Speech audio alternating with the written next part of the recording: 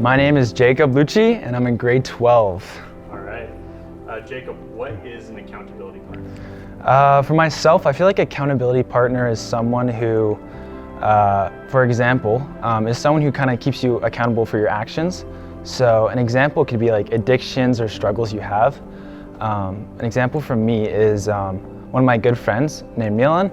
I had a problem with screen time and being on my phone too much. And basically, he set a screen time limit on my phone, and then we just keep accountable with each other of how long we stay on screens and such. Do you think it's important for other people to have accountability partners? I think so. A great example would be the Bible even. As for me myself, I sometimes have trouble reading the Bible as I just feel unmotivated or whatever the case may be. And maybe having a Bible study with someone for like 15 minutes each day or something like that might help boost it a bit. That's what I found, but yeah. And what type of person should you look for in an accountability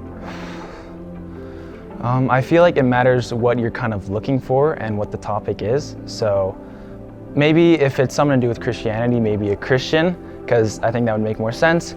Yeah, I don't know. People don't like being judged, but isn't accountability just like getting judged? You know, yeah, it's hard for some people as you don't want to really expose yourself. So with things, could be even things like pornography or struggles with anxiety, depression, whatever that might be. You don't want to expose yourself. You want people to see you as one person who's kind of strong. You don't want people to see you as a closed off kind of person and scared, I guess you could say. So is it good to get accountability in those things? I think so. Some might differ, but I think so. Even though it might be hard? Yeah, super hard. I've had it really difficult sometimes. Even with close relationships, I just find it difficult to be honest. Hey everybody, we're in the middle of our series called Spiritual Disciplines, Training for Life and Beyond. And you know that it's like rooted in this passage in 1 Timothy chapter 4, verse 7 and 8. And here's what Paul, the dude who wrote this, says. He says, hey, have nothing to do with irreverent, silly myths. Rather, train yourself for godliness. And this idea of train, it's like this word where we get discipline from. It's this idea that we're going to work on something to help make us better. And the area that Paul's calling us to be better in is actually like in godliness, in our character, who we are, becoming more the people that God has designed and created us to be. And we become those people as we get to know God more, right? So he's calling us to engage in these practices that help us grow in our love for God and our love for others. And that's the kind of discipline he's asking us to lean into. He goes on and he says this, for while bodily training is of some value, and that's good to know, we should like exercise, work out, do the stuff that keeps your body healthy, look after it. As I'm getting older, this is more and more important for me. Getting out of bed some days is like a challenge. So I want to do enough training so I can get out of bed well, engage life, do my thing. Hey, and there's things that I do. So I've mentioned it lots of times. I run. Don't love running, but love being done running, love what running does for me. Sometimes when it comes to training for godliness, there's practices we do that in and of themselves, like we don't always love them. They're hard work sometimes. They require a type of discipline. But man, when we lean into them, the results are really significant, both in our lives and in the lives of the people around us. So he goes on and he says that while bodily training is of some value, godliness is of value in every way, as it holds promise for the present life and also for the life to come. So when we think about like spiritual practices that help us grow in our love for God and with others, it makes a difference now, absolutely. Like when we do bodily training, makes a difference now, yes. But unlike that, it doesn't just make a difference for us now, it makes a difference for eternity because we're not just working with our bodies, we're working with our souls. And that's the stuff that lasts forever. So we love that. So today, the practice that we're going to talk about is a practice called accountability. How cool is this? And the idea of accountability is when we get to like connect with someone else who actually comes alongside us and helps us better live the life that God would have us to live, better be the people that God would have us to be. And sometimes that can look like a voice that's like really affirming and caring and someone that's like with us.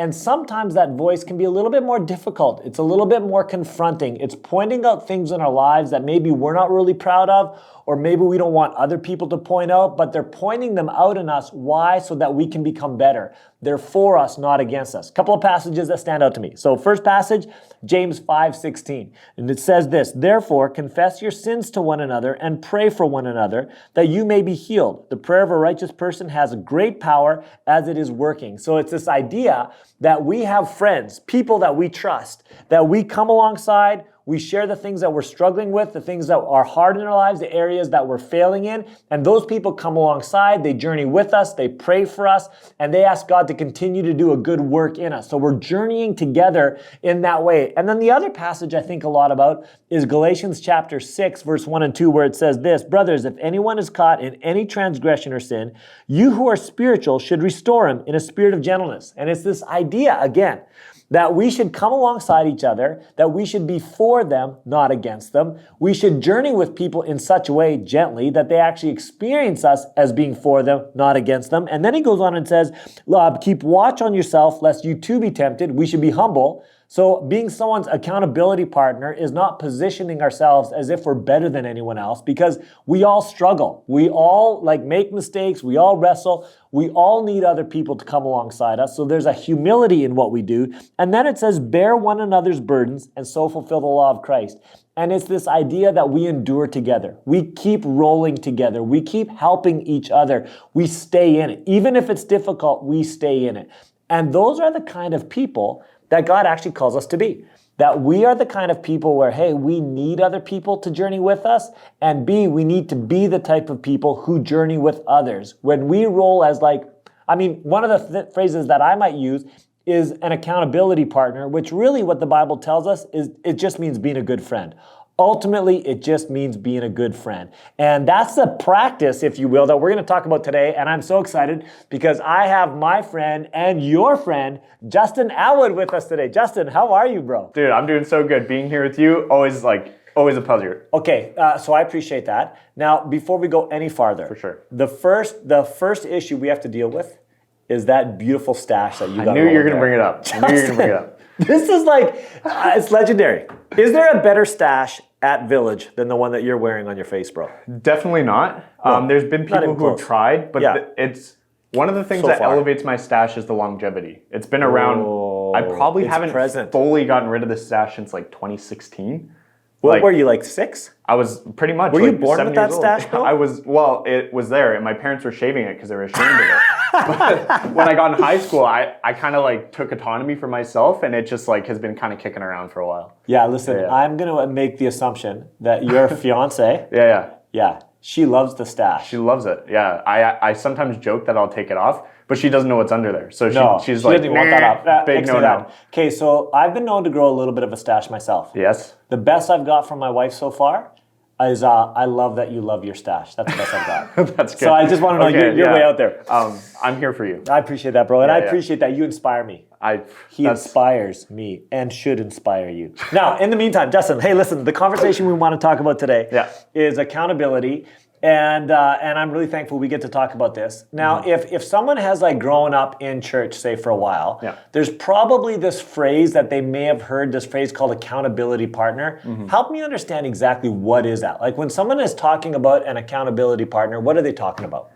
Yeah, so I wrote down two things. That one would be a basic understanding is a friend who comes alongside you to try to help you become better or to reach your end goal. But then I was really thinking about it, and I wanted to come up with a full encompassing definition of what I've experienced or what I know. Here it is. I had to write it down. Oh, good. I love this. An accountability partner is someone who teams up with another to encourage them, to lift them up, and to challenge them for the purpose of overcoming sin and becoming more like Jesus.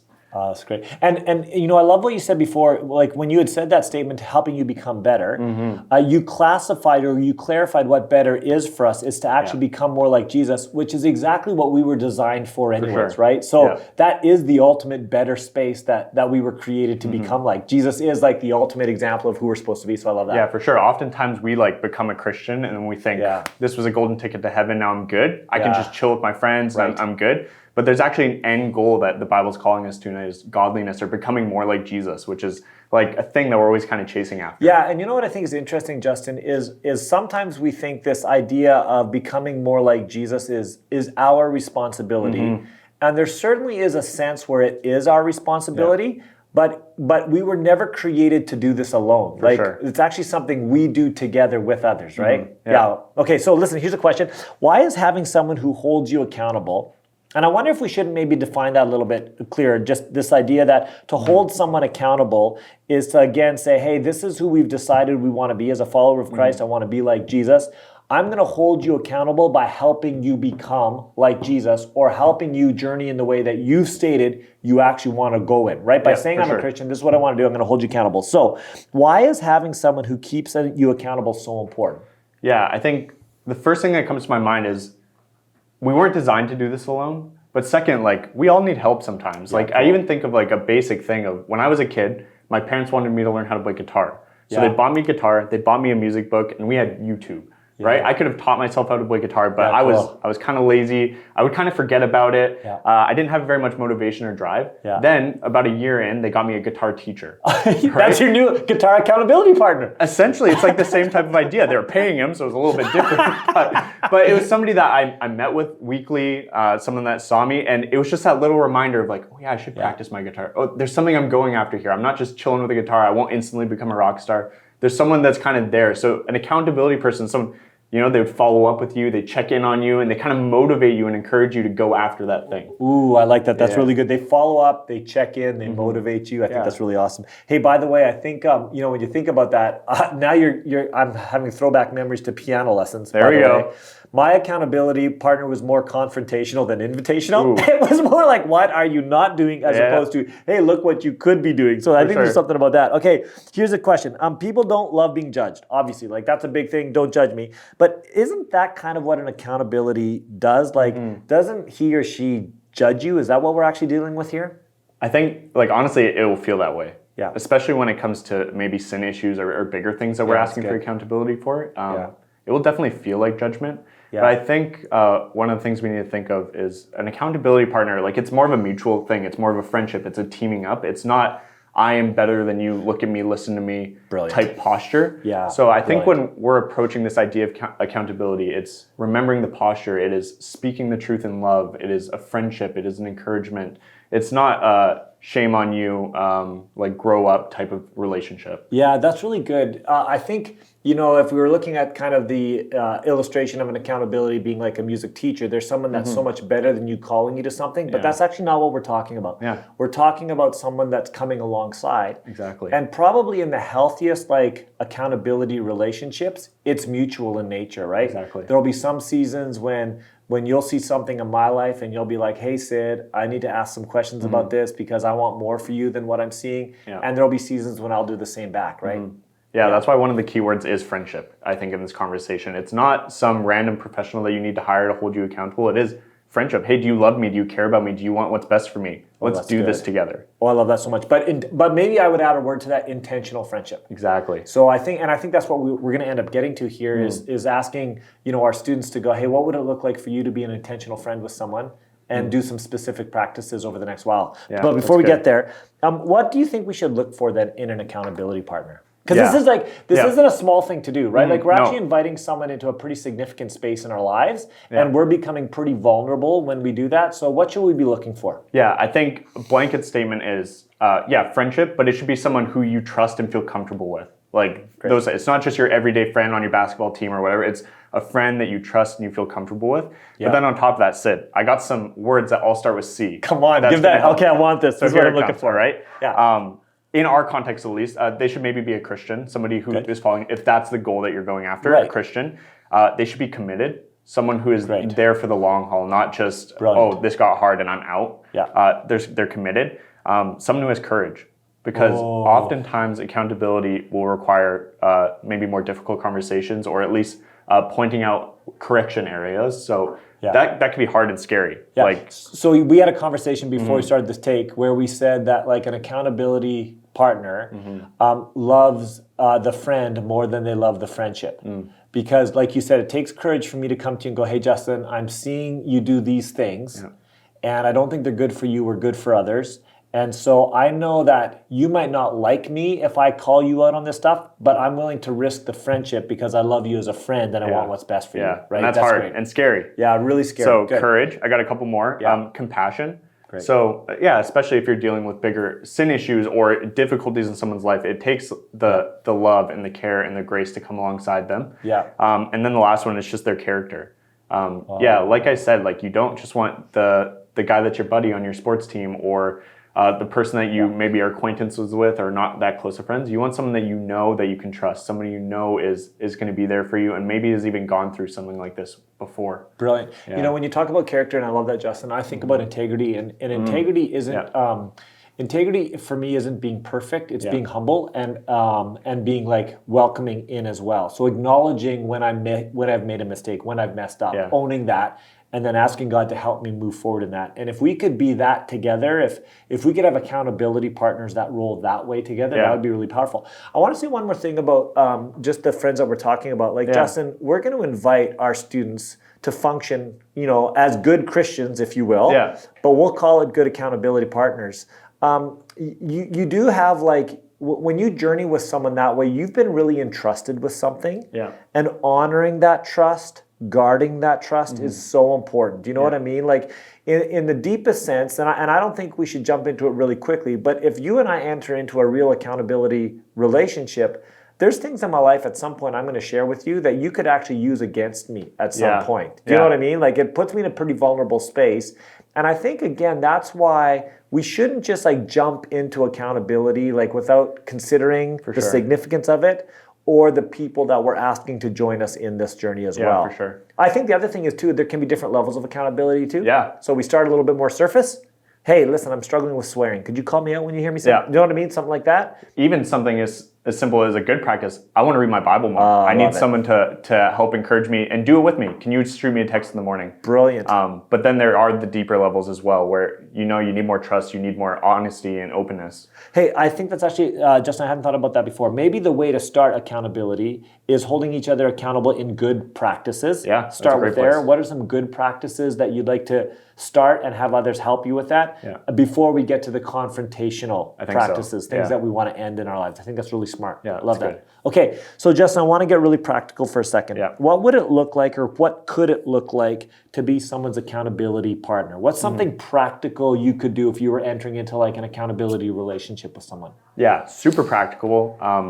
Consistent check-ins. And that could look what would that look like? Yeah. It could look very different. It could be what I just said, a text in the morning about doing something or just asking a question. Or it could be a weekly, we're going out for lunch or grabbing coffee or a Slurpee or whatever. And having a more real conversation, checking in, asking good questions and listening to someone. Yep.